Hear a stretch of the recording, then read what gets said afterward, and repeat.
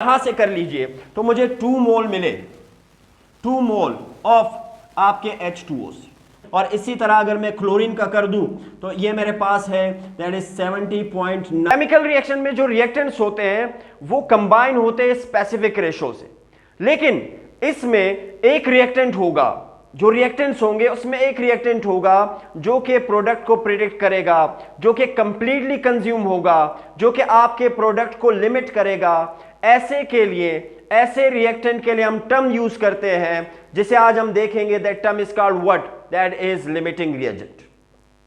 और उस limiting reagent से मिलने वाला जो नेक्स्ट प्रोडक्ट होगा वो इसके बरक्स होगा, वो कंप्लीटली कंज्यूम नहीं होगा, वो कंप्लीटली कंज्यूम नहीं होगा। उसके लिए हम टर्म यूज करते हैं एक्सेस रिएजेंट। समझते हो कि नहीं? तो आज हम देखेंगे पहले that is what? That is your limiting reagent. That is limiting reagent, या इसे आप लिमिटिंग रिएक्टेंट भी कह सकते हो। So what this limiting reagent is? This is basically a reactant. This is basically a reactant in chemical reaction. तो ये क्या होगा? ये आपके पास reactant, a reactant in chemical reaction, in any chemical reaction by कौन सा reactant? which is completely consumed, जो completely consume होगा। और क्या करेगा? and it, इस रिएक्टेंट की बात कर रहा हूं, लिमिटिंग रिएजेंट की। And it what? It limits the product, it limits the amount of product. समझ आती है बात के नहीं? तो प्रोडक्ट की जिम्मेदारी किसके ऊपर है? इस लिमिटिंग रिएजेंट के ऊपर है, इस लिमिटिंग रिएजेंट के ऊपर है किसी भी केमिकल रिएक्शन में। भाई आप चाहते हो कि अगर आपने रिएक्शन कराना हो तो आप चाहते हो क्या? कि रिएक्टेंट्स एफिशिएंटली क्या हो? कंबाइन। बात समझते हो कि नहीं? और आपकी सबसे बड़ी कोशिश क्या होगी कि जो आपका रिएक्टेंट होगा, कोई भी रिएक्टेंट, वो क्या हो? वेस्ट ना हो, वो रिएक्टेंट क्या हो? वेस्ट ना हो। तो इसी के लिए हम ये टर्म यूज करते हैं। भाई कुछ रिएक्टेंट्स बड़े कॉस्टली होते हैं, बड़ी कॉस्ट होती है उनकी, तो उनको हम जाया होने से बचाने के लिए हम क्या करेंगे? लिमिटिंग रिएजेंट का इंतखाब करेंगे। समझ आती है बात के नहीं? क्लियर है? तो अब इसके बरअक्स जो नेक्स्ट रिएजेंट होगा उसे हम क्या कहेंगे? That is your access reagent. That is your access reagent. भाई जो कि फुली कंज्यूम्ड ना हो, नॉट फुली कंज्यूम्ड, तो इसे हम क्या कहेंगे? इसे हम कहेंगे एक्सेस रिएजेंट। तो एक लिमिटिंग होगा, नेक्स्ट क्या होगा? एक्सेस होगा। फाइंड करने के तरीके अभी देखते हैं। समझ आती है बात के नहीं? अगर मैं एक जनरल एग्जांपल लूं भाई, अदर देन केमिकल रिएक्टेंट्स, अगर एक जनरल एग्जांपल लूं, आपके पास है 10 स्लाइसेस ऑफ ब्रेड। भाई अभी बड़ा क्लियर होने वाला है।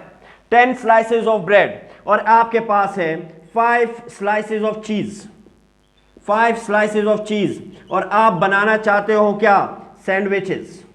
आपको सैंडविचेस बनाने हैं भाई हमारे लिए, ठीक है? हमारे लिए क्या बनाओगे? सैंडविचेस। तो एक स्लाइस कितने ब्रेड लेगा? हर स्लाइस के लिए 2 ब्रेड रिक्वायर्ड है, तो कितने सैंडविचेस बनेंगे? That is 5।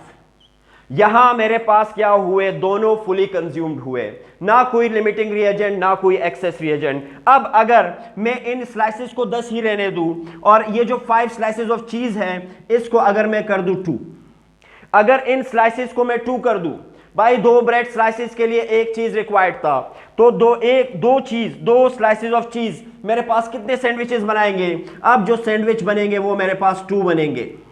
अब मेरे पास सैंडविच 2 बनेंगे, तो इन स्लाइसेस ऑफ चीज ने क्या कर दिया? रिएक्शन को स्टॉप कर दिया, और मेरे पास ये क्या कहलाएंगे? लिमिटिंग रिएजेंट्स कहलाएंगे। जो चीज होगा वो क्या होगा? लिमिटिंग होगा, क्योंकि इसकी अमाउंट क्या हो गई? खत्म। अब जो 8 ब्रेड मेरे पास बच गए स्लाइसेस, उसके लिए, उससे सैंडविच बनाने के लिए मजीद स्लाइसेस ऑफ चीज मेरे पास नहीं है। समझते हो कि नहीं? तो ये जो 2 स्लाइसेस थे, इसने प्रोडक्ट को लिमिट किया, तो इसे मैं क्या नाम दूंगा? Limiting reagent. आती है बात समझ के नहीं? अब अगर यही मैं केमिकल रिएक्टेंट्स पे अप्लाई करूं, लेट सपोज मैं एग्जांपल लेता हूं आपके H2 प्लस O2 के। भाई हम तरीके पे आते हैं कि कैसे फाइंड करें, फिर हम समझना चाहते हैं। हमने ब्रेड से समझा, अब हम यहां पे केमिकल रिएक्शन से इसको देखते हैं। मेरे पास हाइड्रोजन और ऑक्सीजन रिएक्ट करके क्या बनाते हैं भाई, आप सबको पता है, that is H2O, that is H2O।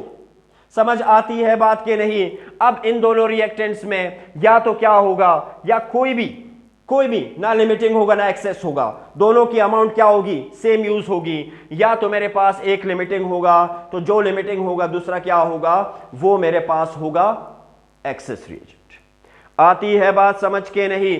तो सबसे पहले अगर आप आइडेंटिफाई करना चाहते हो, भाई आप चाहते हो कि आइडेंटिफाई हो, आप आइडेंटिफिकेशन करना चाहते हो किस चीज की, दैट इज लिमिटिंग रिएजेंट और एक्सेस रिएजेंट की, तो इसके लिए कुछ स्टेप से गुजरना पड़ेगा आपको। जो फर्स्ट स्टेप करोगे आप किसी भी केमिकल रिएक्शन जो आपको गिवन होगा, या तो मास पे आता हूं, अगर मास पे गिवन था फिर हम क्या करेंगे, अगर सिर्फ केमिकल रिएक्शन गिवन था आपके पास तो किन किन स्टेप से गुजरोगे।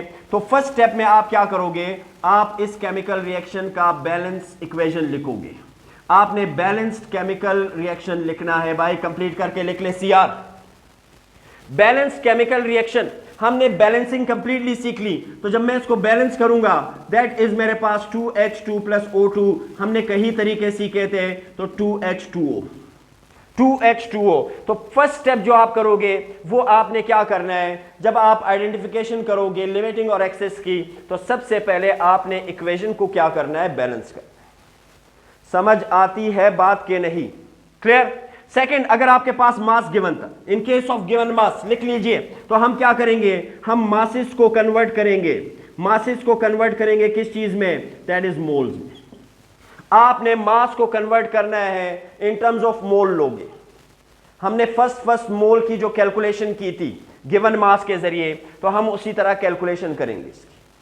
समझते हो कि नहीं? तो यहां पे मेरे पास क्योंकि मास गिवन नहीं है, डायरेक्ट मोल ही गिवन है, तो जरूरत नहीं। मुझे पता चल गया कि मैं 4 मोल ले रहा हूं टोटल बैलेंस करने के बाद हाइड्रोजन के, और 2 मोल ले रहा हूं ऑक्सीजन के, वो मुझे दे रहा है 2 मोल वाटर।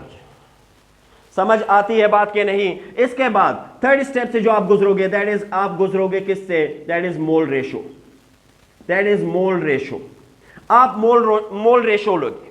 जैसे आपने क्या कहा कि 2 स्लाइसेस के लिए, यहां मोल रेशो देके 2 स्लाइसेस के लिए, आप 2 स्लाइसेस ऑफ ब्रेड के लिए आपको 1 स्लाइस चाहिए था चीज का, तो ये क्या था, ये इसका मोल रेशो है। और यहां पे जब आप मोल रेशो लोगे तो आप क्या लोगे कि आपके पास 2 हाइड्रोजन मॉलिक्यूल के लिए, ठीक है, या 4 मोल के लिए, ठीक है, 4 मोल के लिए मुझे क्या चाहिए, 2 मोल ऑक्सीजन चाहिए।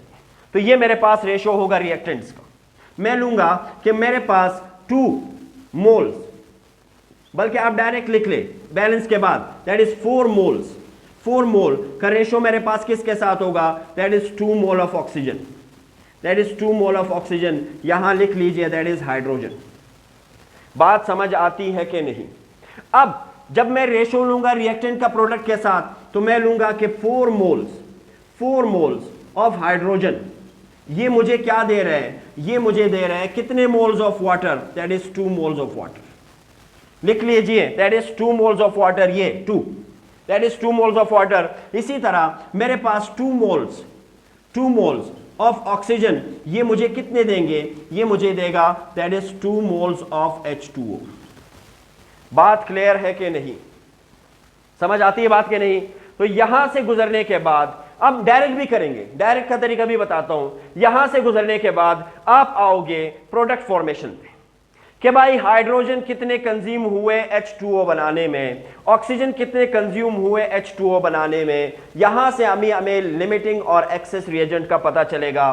तो नेक्स्ट स्टेप में हम क्या करेंगे, हम प्रोडक्ट फॉर्मेशन को देखेंगे, प्रोडक्ट फॉर्मेशन को, कि किस रिएक्टेंट, कौन सा रिएक्टेंट कितना कंज्यूम हुआ इस H2O बनाने में। समझ आती है बात के नहीं? तो यहां मैं क्या करूंगा, मैं लूंगा आपके पास क्या, कि मेरे पास जो हाइड्रोजन के मॉलिक्यूल्स है, दैट इज 4 मोल्स ऑफ कितने hydrogen 4 mole of hydrogen into मेरे पास मोल रेशो होगा प्रोडक्ट का और उसके साथ जितना उसमें कंज्यूम हुआ है। तो प्रोडक्ट मेरे पास क्या है, दैट इज जब मैं 4 मोल हाइड्रोजन के ले रहा हूं तो कितने मोल मुझे वाटर के मिल रहे हैं, 4 मोल हाइड्रोजन के जब मैंने लिए तो मुझे वाटर के कितने मोल मिले, दैट इज 2 मोल। यहां से कर लीजिए तो मुझे 2 मोल मिले, 2 मोल ऑफ आपके H2O से।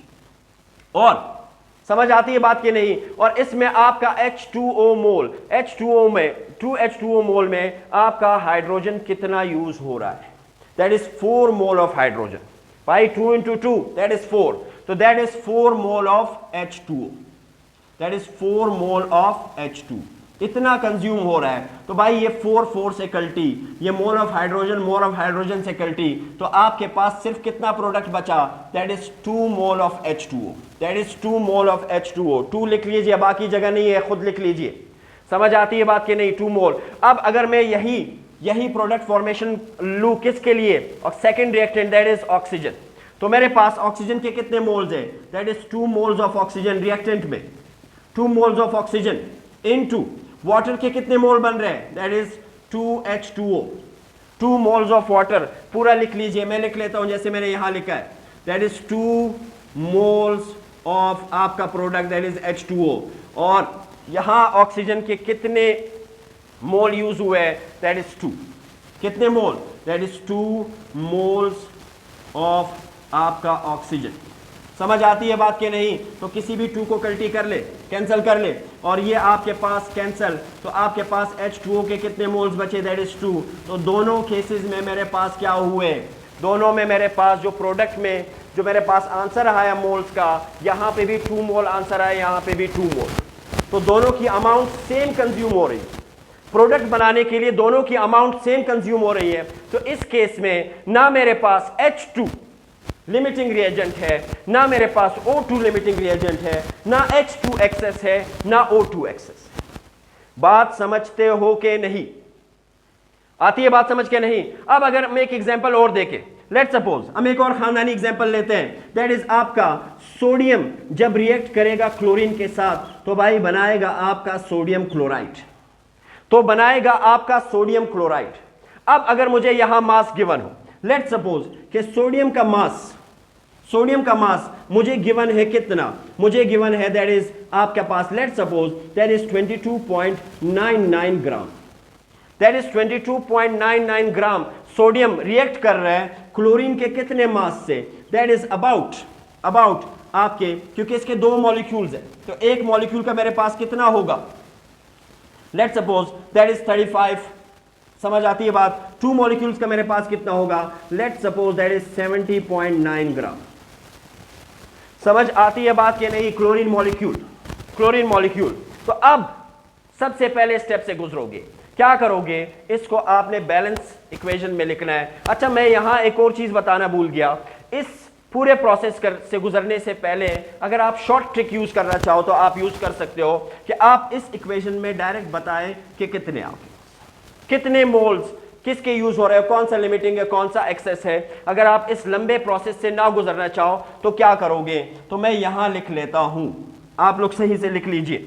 समझ आती है बात, बल्कि यहां चले यही लिखते हैं। तो यहां मेरे पास क्या होगा, आपने क्या करना है, जो मोल्स है आपके पास, टोटल मोल्स कितने हाइड्रोजन के, 4, 2 into 2 दैट इज 4 मोल को आपने उसके कोफिशिएंट पे डिवाइड करना है। जो स्टोइकोमेट्रिक कोफिशिएंट आपने लगाया दैट इज 2, तो 2 1s are 2 that is 2 into 2 that is 4, तो मेरे पास 2 आंसर है।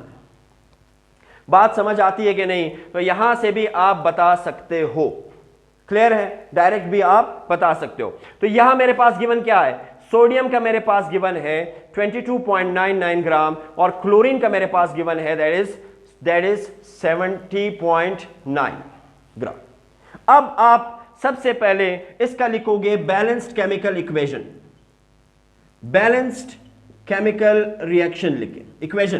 तो ये मेरे पास बैलेंस केमिकल रिएक्शन, अगर मैं इसी को बैलेंस कर दूं तो मेरे पास कैसे बैलेंस होगा भाई, बैलेंस के तरीके हमने देख लिए थे, that is 2 into Na plus Cl2 और ये आपके पास 2NaCl, ये बैलेंस हो गया, ये बैलेंस हो गया। अब क्योंकि मेरे पास मास गिवन है तो मैं सबसे पहले उसको चेंज करूंगा मोल में। सेकेंड स्टेप में हमने मोल कैलकुलेशन में सबसे पहले देखा था कि जो मोल कैलकुलेशन के हमने तमाम वेज देख लिए थे कि किस किस टाइप के क्वेश्चन आते हैं। तो यहां मैं क्या करूंगा, इस मास को डिवाइड करूंगा किस चीज पे, इसके मोलर मास पे। इस मास को डिवाइड करूंगा इसके मोलर मास पे। तो सोडियम क्या मोलर मास आपके पास क्या है, दैट इज अबाउट 22.99 या 23। तो मोलर मास सेकंड स्टेप कर रहा हूं भाई, this is first step. Second step, तो सोडियम का मेरे पास क्या है, गिवन मास 22.09 ग्राम, और यहां मेरे पास क्या होगा, अब मैं मोल कैलकुलेशन कर रहा हूं तो मेरे पास क्या होगा, मोलर मास दैट इज 23 ग्राम पर मोल। तो अबाउट 22.09, ठीक है। तो आपके पास क्या आएगा, that is 1 mole, that is 1 मोल। बात समझ आती है कि नहीं। और इसी तरह अगर मैं क्लोरीन का कर दूं तो ये मेरे पास है दैट इज 70.9 ग्राम, तो दैट इज अबाउट 70.9 ग्राम या 71 ग्राम पर मोल। राउंडिंग फिगर्स में अगर आप ले लें तो फिर भी आपके पास आंसर लगभग 1 पॉइंट कुछ आएगा, तो हम 1 ही ले लेते हैं। 0 पॉइंट कुछ आएगा तो हम 1 ही ले लेते हैं। समझते हो कि नहीं राउंडिंग फिगर्स में। तो मैंने मोल में चेंज कर लिया, दोनों का मोल मेरे पास आ गया। मैंने मास को चेंज किया इन टर्म्स ऑफ मोल में। समझ आती है बात कि नहीं। अब मैं लूंगा मोल रेशो और फार्मूला अप्लाई करूंगा, तब मुझे पता चलेगा कि इसमें लिमिटिंग रिएजेंट कौन सा है, इसमें एक्सेस रिएजेंट कौन सा है। अगर मैं इसका मोल रेशो लिखूं तो मोल रेशो मेरे पास क्या होगा भाई, हमने मोल निकाल लिए, दोनों का आंसर मेरे पास क्या आया, 1 मोल। अब अगर मैं मोल रेशो देखूं पहले केमिकल इक्वेशन से, तो मेरे पास क्या होगा, that is 2 mole of Na ratio with 1 mole of Cl2, 1 mole of Cl2। समझ आती है बात कि नहीं। अब मेरे पास अगर मैं रिएक्टेंट और प्रोडक्ट का रेशो देखूं तो मेरे पास 2 मोल ऑफ Na कितना प्रोडक्ट प्रोड्यूस कर रहा है, that is 2 mole of NaCl। यही है ना इक्वेशन में। और इसी तरह अगर मैं देखूं 1 मोल ऑफ Cl2, ये मुझे कितना प्रोडक्ट दे रहा है, that is 2 mole of NaCl। बात समझ आती है कि नहीं भाई। अगर मुझे 2 मोल NaCl चाहिए तो मैं सोडियम कितना लूंगा, 2 मोल। इसी तरह अगर मुझे 2 मोल ऑफ NaCl चाहिए तो मैं क्लोरीन कितना लूंगा, 1 मोल। बात क्लियर है कि नहीं। अब अगर मैं इसकी प्रोडक्ट फॉर्मेशन करूं, प्रोडक्ट फॉर्मेशन अगर मैं करूं तो वो प्रोडक्ट फॉर्मेशन क्या होगी मेरे पास, जरा देख लीजिए। समझ आती है बात कि नहीं। कितना भाई, जब मैंने मोल में चेंज किया वहां देख लीजिए, 1 mole of Na, 1 mole of sodium, 1 mole of sodium into product में कितना मिल रहा है, that is 2 mole, that is 2 mole of NaCl, 2 mole of NaCl। और कितना कंज्यूम हो रहा है केमिकल इक्वेशन में देख लीजिए भाई, that is 2 mole, that is 2 mole of Na। तो भाई मोल ऑफ Na से कैंसल, 2 से कैंसल, आपके पास क्या बचा, दैट इज 1 मोल। ये 1 मोल को याद रख लीजिए, अभी पता चलेगा कि ये लिमिटिंग है या एक्सेस है। इसी तरह अगर मैं ये क्लोरीन के लिए करूं प्रोडक्ट फॉर्मेशन, तो यहां देख लीजिए क्लोरीन का भी क्या है मेरे पास, 1 मोल ऑफ क्लोरीन इनटू मेरे पास प्रोडक्ट कितना दे रहा है, that is 2 mole of NaCl, 2 mole of NaCl। समझते हो कि नहीं, कितना कंज्यूम हो रहा है, 1 मोल ऑफ क्लोरीन। बात समझ आती है कि नहीं। तो जहां जहां कैंसिल हो रहा है कैंसिल करें, तो आपके पास सिर्फ 2 बचेगा। तो यहां से हमें पता चला कि कौन सा लिमिटिंग है, कौन सा एक्सेस है। तो सबसे कम प्रोडक्ट हमें कौन दे रहा है, दैट इज सोडियम, जिसका आंसर क्या है, 1। तो sodium is what, sodium is a limiting reagent. ये मेरे पास क्या होगा, लिमिटिंग रिएजेंट होगा। और मेरे पास क्लोरीन क्या होगा, that is access reagent, that is access reagent. बात समझ आती है कि नहीं।